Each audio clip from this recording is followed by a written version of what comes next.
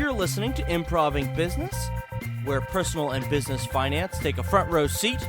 I'm Brandon. And this is Rick. Thanks a lot for listening. And today we're going to be doing the interesting culture of Amsterdam and the Six Sigma business theory. Yes. Part 3 of our Six Sigma series. 3 of 3. 3 of 3, Six Sigma series.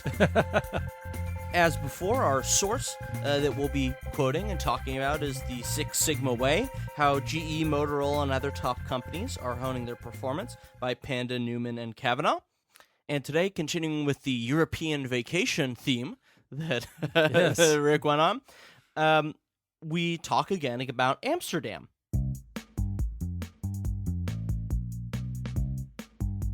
Or we haven't talked about Amsterdam. No, we talked about Stockholm and St. Petersburg. Similar Yes. in that they're Yes. European cities.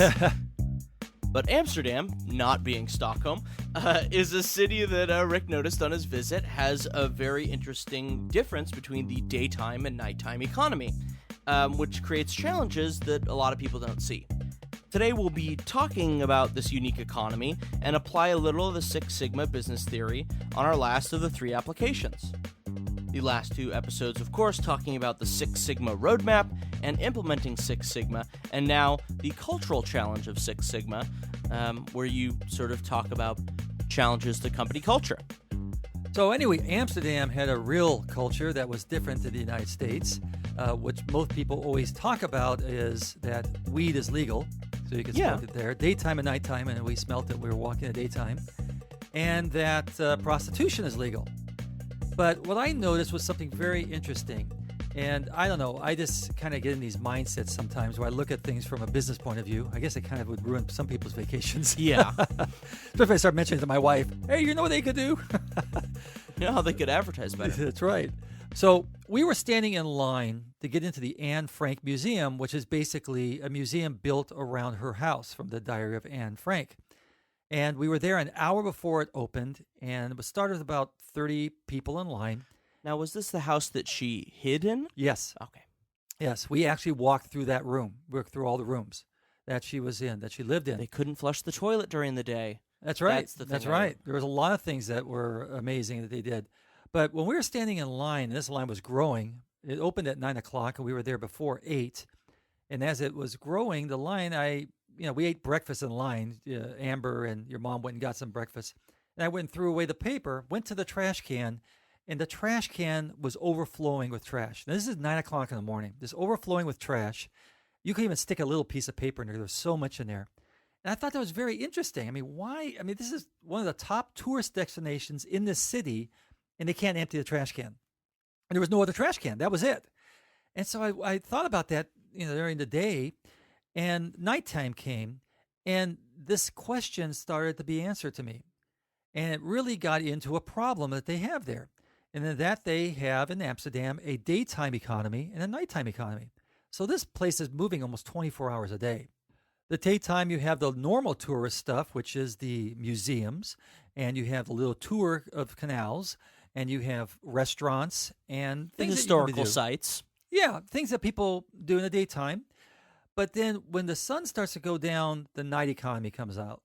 The prostitution lights go out, which is neon red lights. Red light district. That's where it comes from. Well, yeah, I don't know if that's where it actually came from. They used to hang red lanterns outside. Oh, okay. All right. For the sailors. So what they have now is neon red lights inside the windows. Mm-hmm.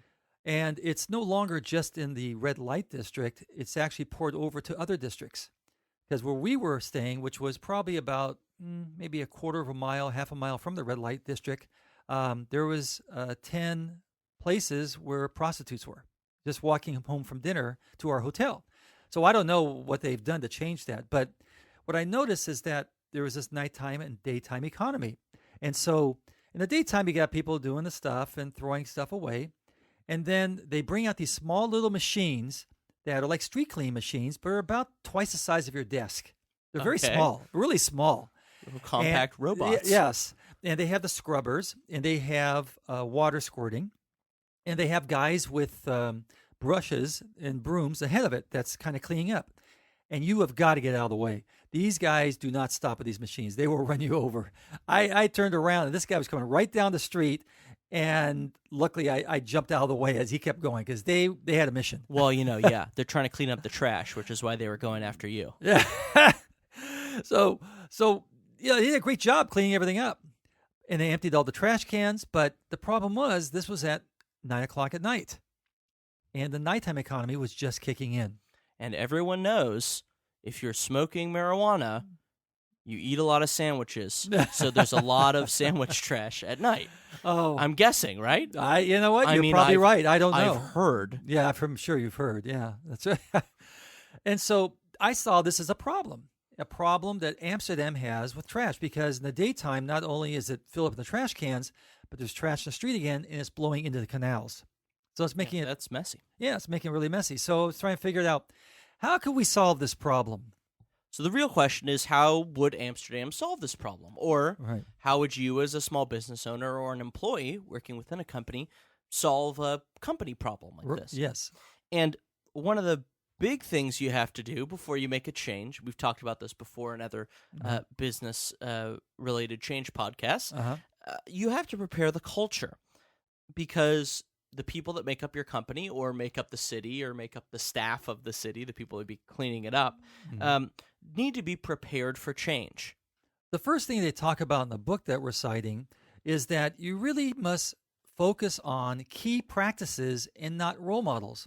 And I saw this in another book, Good to Great by Jim Collins, where they had these big-time, high-profile CEOs come into a company. And in Collins' book, he said, those don't usually work. It's usually the processes or the CEO that has a low profile as far as being a rock star, for example, that actually gets things done. And what they say in this book that we're quoting on, the Six Sigma book, is that they're saying, you know what? Don't focus on role models. Focus on practices. What you do, not who you are or how you look and how you dress. Because a lot of people know CEOs sometimes utilize that golden parachute and aren't around for that long, but the practices will stick around. Right, exactly. And the same is true if you have a smaller company. If you're trying to have one worker who's going to be the shining example for everyone, or you as a small business owner want to be the shining example, you're not always going to be there. You need to have these practices so that they can survive beyond individual employees, individual owners, and all that. And we talked about changing policies, practices, and procedures in other podcasts. You could check into that about more detail. But the one thing that they had said in this book was that the leadership actions really should be listed. Successful startups and businesses that are just getting off the ground should set up practices that your leaders will be doing, being involved. And so that's the first thing you want to do, is just set up a list of actions as a leader that you're going to do.